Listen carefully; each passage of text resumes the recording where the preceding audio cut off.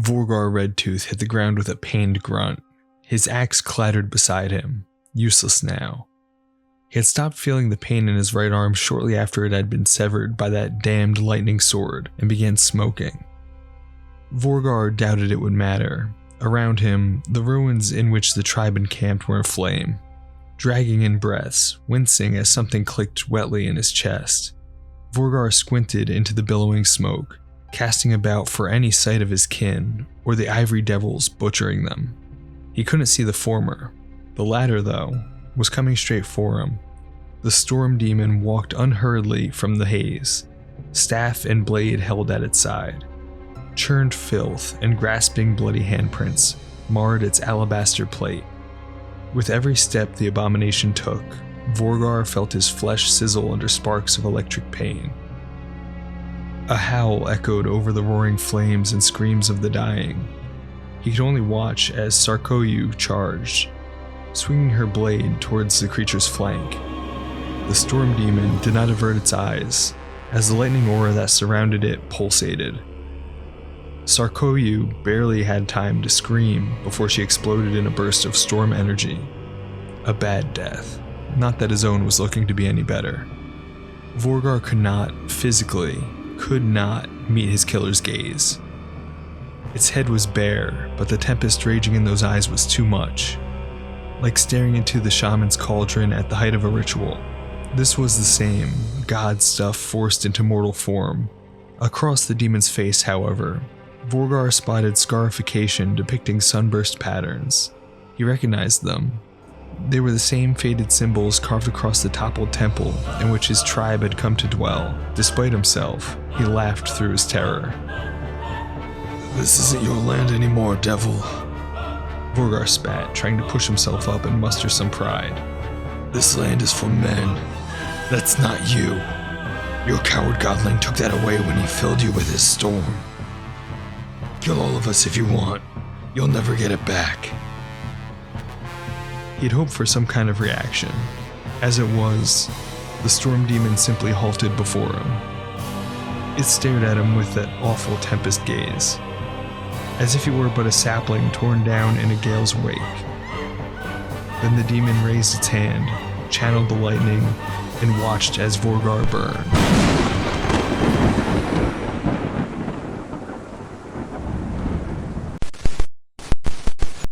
Welcome back, my friends. Now today, we are doing the poster boys of Age of Sigmar. The Sigmarites themselves, the Stormcast Eternals. Now a lot of people compare them to the Space Marines, saying that they're just Sigmar's version. But they are actually a lot different, and I actually think in a lot of ways even cooler. So, as we paint this overgrown Stormcast model, let's dive into some lore and learn about them. Swiftly does Sigmar's blessed tempest descend. The sky is blackened with thunderheads, unearthly rumbles resonating as stark flashes of lightning split the heavens. The forces of anarchy and misrule pause amidst their obscenities, hearts filled with a nagging unease. Above them, the stars of distant Azir stare back, blazing all the brighter, as if with a desire for vengeance. Then, as thunder resounds once more, an army unlike any other manifests. Upon bolts of lightning they ride, arriving with the unstoppable force of a comet. Foes stagger and howl as they are blinded by waves of fulminating brilliance. As the enemy's vision recovers, a fearsome sight awaits them. Rank after rank of holy paladins, shields ready, blades drawn. Bone reliquaries and tribal tchotchkes clatter against their gleaming plate. Their weather-beaten faces are marked with tattoos and war paint of forgotten provenance, or else locked behind impassive, unsettling helms, giving voice to archaic battle cries that echo with the furious timbre of the storm. The host advances. Shield walls move in a relentless lockstep, while rains of arrows unerringly find their mark and herald devastating lightning strikes from above. Broad-shouldered champions cut a bloody swathe through the foes as armored seraphs dart overhead upon wings of blazing starlight. Around the flanks, celestial predator beasts lope with breathtaking alacrity. At the head of these legions stride heroes from another age, each invested with the power of a warrior god. Before long, the enemy's courage wavers, for even should they fell one of these stormborn warriors, their demise is marked by an eruption of heavenly energy that annihilates all of those nearby, leaving lightning-blackened corpses in their wake. And then, after all this, the air is rent by furious roars, and draconic heirs of a fallen empire swoop down to vent their aeons-old fury. Sometimes, when the battle is done, the Knights of the Tempest will linger, singing ancient songs of victory and boasting of their warrior prowess as they revel in victory. Some will commit the remains of their foes to the purifying flames, intoning somber dirges of retribution. Others will simply press on in unearthly silence, for their crusade to reclaim the realms is never-ending. Many and contradictory are the names used to describe these warriors. Preservers, destroyers, angels, abominations, blessed, cursed. But on one thing they do all agree. They are the Stormcast Eternals, and they are the will of the heavens made manifest. To understand the Stormcast Eternals, one must understand their creator, Sigmar Heldenhammer, the God King. He is the Lord of the Tempest, protector of humanity, and scourge of the debased. From his throne in Azir, the realm of the heavens, he watches over his people as a stern patriarch, ever vigilant for signs of corruption, even as his godly mind remains turned towards the fight against ruin. After the destruction of the world that was, Sigmar was left clinging to the core of malice, all that remained, so he believed, of his sundered home.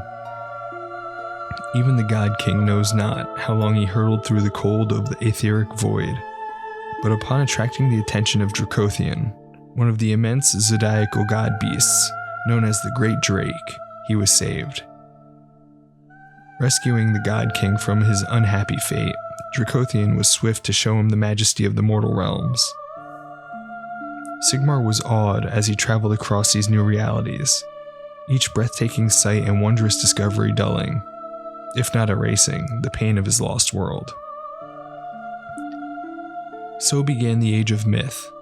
Sigmar's deeds at this time are the stuff of legend, recounted by bard and priest alike within the free cities. With his legendary warhammer, Galmaraz, he struck down rampaging god beasts and terrors of the old dark, bringing the fire of civilization to primitive peoples, and uniting his fellow gods in the pantheon of order. Through their actions, a golden age began. Civilizations from across the realms worked together in harmony, raising wondrous works of art and architecture that they believed would endure for millennia. Sigmar watched all of this with pride, daring to hope that this second chance of glory would last forever. It did not. As the pantheon of order fell prey to internal divisions and selfish distraction, an old enemy, chaos, crept through the cracks. Patiently did the ruinous powers work to corrupt the peoples of the realms, until the walls of reality were as a dam straining to burst. When the veil between worlds finally tore, a tide of hellish demons poured through the realm of chaos. The God King and his fellow deities did their best to resist, but slowly they were pushed back. After the disastrous Battle of Burning Skies, Sigmar was forced to retreat to Azir, sealing its gates and leaving the other 7 realms at the mercy of the dark gods. Yet Sigmar refused to simply surrender, amassing what allies he could. The Dwarden smith god Grungni and the great Dracothian foremost among them. He began preparations to create a new army, an army that one day would reclaim the realms. Even as he forced himself to witness the realms being overrun, Sigmar kept watch for those men and women who resisted chaos to the last. The worthiest were snatched from the precipice of death in bolts of lightning and carried to Azir, willingly or otherwise, so that they could be tested through the agonies of reforging. This mystical process was, and still is, trying indeed. Many proved unable to pass the hollowed cairns of tempering, or withstand being blasted apart and remade upon the anvil of apotheosis. Yet those who endured were empowered in the aftermath. Steadily, the number of such champions grew to the hundreds, then the thousands. Each Stormcast was granted the might of a dozen men, and trained extensively in the arts of battle. For his army, Sigmar chose not only peerless swordsmen and fiery warrior monarchs, but also bellicose preachers, resolute physicians, and even wild-eyed hermits whose hearts were filled with defiance. All these disparate individuals were brought together in the Storm Hosts, their purpose to serve as the God King's chosen champions.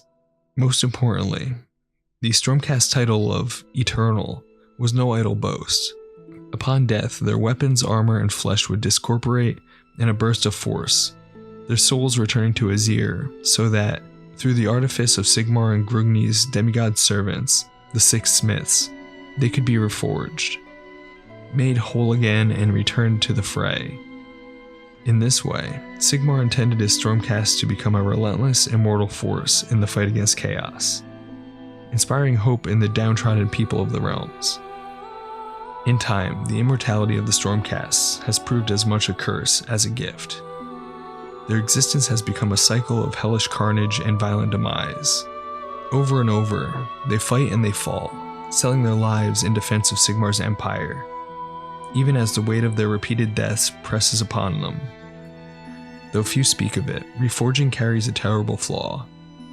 A glitch that sees Stormcast souls and mind flaking away each time they are remade in a body. With every rebirth, a Stormcast loses more of their memories and emotions, while their attitudes towards dissent, even of the most minor kind, grow more uncompromising. As these Stormforged warriors become more and more akin to living weapons, unburdened by complex morality or connection to their mortal lives, one must wonder whether Sigmar's people have as much to fear from their protectors as their enemies. And with that, let's go to the spinny shots. The Stormcast Eternals. Now that last bit of the battle tome that I was just reading is what really got me interested in these guys.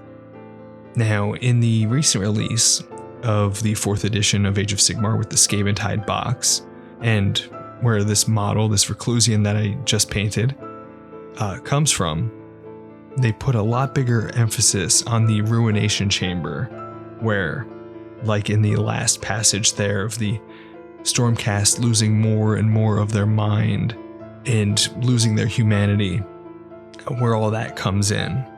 And I think that's something that's really fascinating. I'm also currently reading the new Scaventide book that came out with the start of this edition, which dives even more into this Ruination and Reclusian issue with the Stormcast. So I want to dive more into that into the next one. Just wanted to give you guys a starting primer on what's the deal with Stormcast. And even though everyone compares them to Space Marines, they are very different. And I am pretty hyped with all these new models.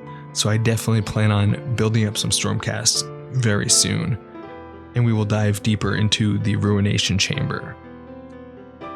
So, if you liked the video, thanks for listening all the way to the end, and come hang out with me on Twitch at twitch.tv/drinkyourpaintwaterlive. I stream 3 or 4 nights a week, and the link to that will be in the description. And any likes and subscribes or follows and all that stuff, it's mega appreciated. Come hang out. We'll chat about cool models and stuff. I'll see you in the next one.